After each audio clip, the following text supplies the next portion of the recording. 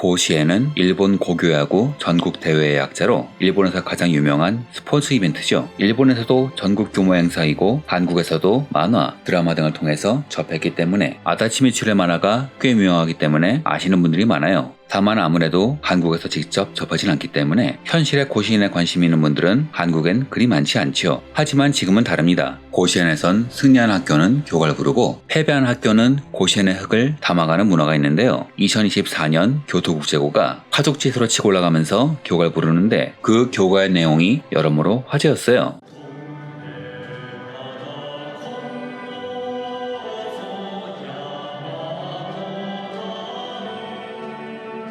즉 자신들은 한국에서 건너온 사람들이고 고향은 바다 건너 한국이라고 말하는 내용이었거든요. 이는 한일 양국에서 화제를 모으며 고시엔의 열기를 더욱 불태웠습니다.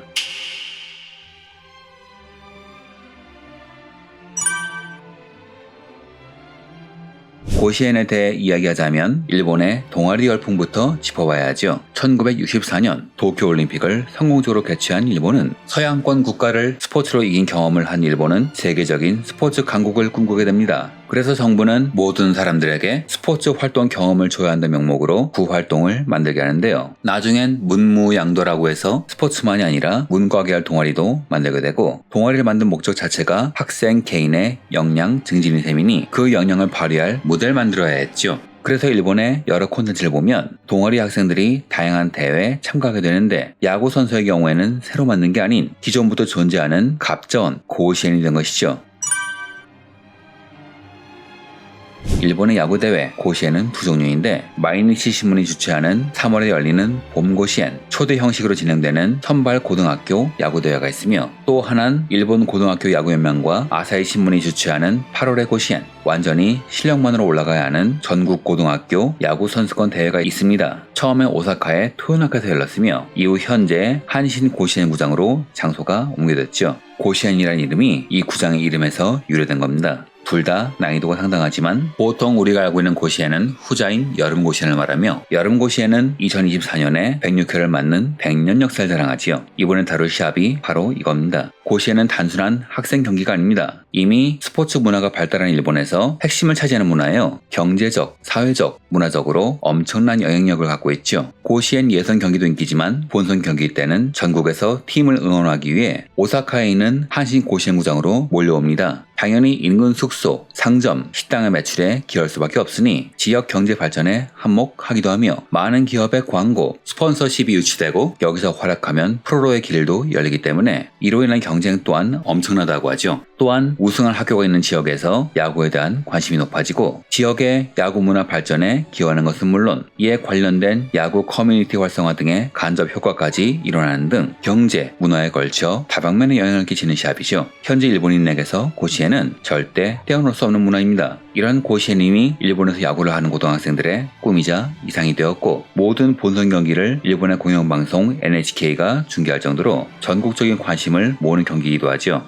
참가 규모도 경쟁률도 어마어마해서 2024년엔 무려 4,950여 개 학교가 참가했는데 그중 49개 학교만 본선에 진출하는 생각만 해도 어지러운 경쟁률을 자랑하죠. 지역 예선에서만 최소 5연승을 해야 하고 본선에서는 5연승에서 올라온 강호들을 꺾어야 하는 지옥의 난이도로 유명합니다. 즉 우승하면 그 순간 일본 재패란 위협을 세우는 것이죠. 이러니 일본 사람들은 고시엔에 관심이 많을 수밖에 없고 방송 시청률은 무려 20%에 달하며 매 경기마다 47,000여 달하는 구장이 만석을 차지하는데요. 아무리 고시엔이 엄청나도 결국은 일본의 축제, 한국에서는 그냥 대단한 경기구나 하는 정도로 경기 실황에 관심을 가는 사람은 그리 많지 않았죠. 그런데 2024년엔 그게 아니었어요. 전엔 듣도 보도 못한 학교인 교토국제고가 본선에 올라오더니 아예 우승을 하는 기적을 일으켰거든요. 그런데 이 과정에서 주목받았던 것은 그들이 한국어로 교과를 불렀다는 겁니다.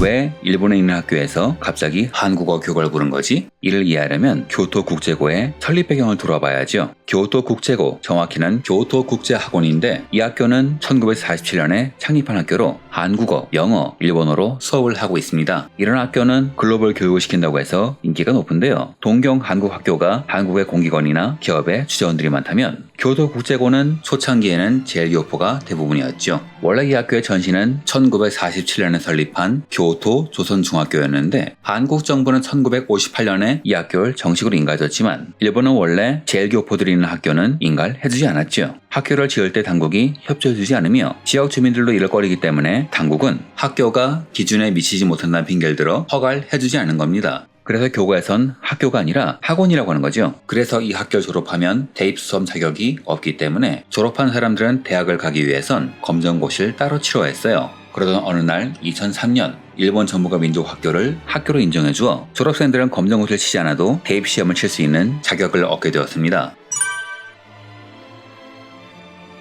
교토국제고가 처음 고시원에 참가한 것은 1999년으로 제일교포학교 중에선 최초로 갑니다. 창단 초기에는 그다지 좋은 실적을 보이지 못했지만 2010년도 중반부터 재단이 본격적으로 지원하면서 흐름이 바뀌죠. 2016년엔 지역대회 4강, 2019년엔 지역대회 결승에서 패배하며 본선엔 올라가지 못했어요. 이후 2021년에 긴키 지역대회, 교토부, 오사카부, 나라현, 와카야마현, 효고현, 시가현을 합친 대회에서 4강에 올랐고 2021년엔 이 성적 덕분에 봄 고시원에 초청받습니다. 이게 첫 고시원 진출이었죠. 고시에는 본선 진출만도 난이도가 높기로 유명한데 설상가상으로 교토국제고가 있는 교토는 강호들이 널려있어 어지간한 실력으로는 본선 진출이 어렵다고 합니다. 그런데 이후 여름 고시엔에 초청이 아닌 자기들의 실력으로 진출하지요. 처음에 지역 동네북이었던 약치학교는 어느샌가 손꼽히는 강호로 성장한 겁니다. 이후 2021년엔 본선 4강이라는 훌륭한 성적을 거뒀고 우승 후보인 군마현 대표를 꺾으며 강호로 인정받죠. 하지만 2022년엔 본선 1차전에서 패배하고 2023년엔 아예 예선 8강에서 패하며 잊혀지나 싶더니 2024년엔 본선에서 당당히 우승을 거머쥔 겁니다. 출전한 지 3년 만에 이룬 기적이죠. 자, 그래서 교토국제고는 2024년 그간의 노력과 고난의 결실을 맛보게 되었는데 이게 일본에서 말이 나오게 된 계기가 되었어요.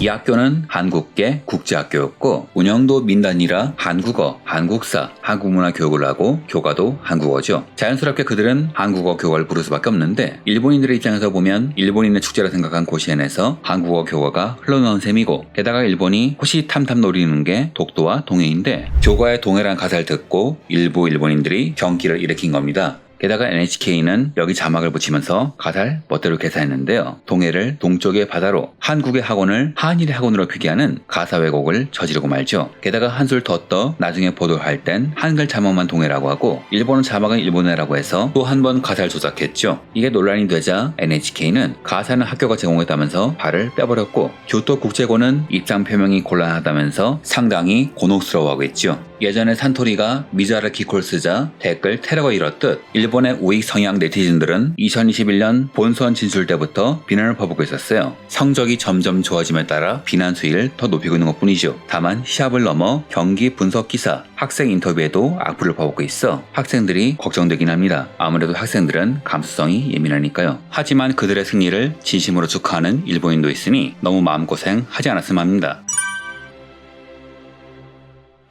스포츠라는 게 생활 속의 즐거움을 찾는 거라고 하지만 현실적으로 볼 때는 민족주의가 발현될 수밖에 없죠. 하지만 우리가 스포츠 경기를 보고 감동하는 이유는 역경을 딛고 승리하는 감동적인 모습 그 자체가 아니었을까요? 한때는 동네 북 취급받던 학교가 역경을 딛고 난관을 극복하며 정상을 향해 달려가는 모습은 우리가 영화, 드라마, 만화에서 그렇게 열광했던 인간 찬가 그 자체가 아닌가 합니다. 그래서 저도 그렇고 주변 사람들도 교토국제고의 활약에 눈물을 흘리며 감동하는 게 아닌가 싶어요. 승패를 떠나서 민족주의를 떠나서 역경을 딛고 기적을 이루어낸 스포츠맨들을 응원하며 이번 영상을 마치겠습니다. 시청해주셔서 감사합니다.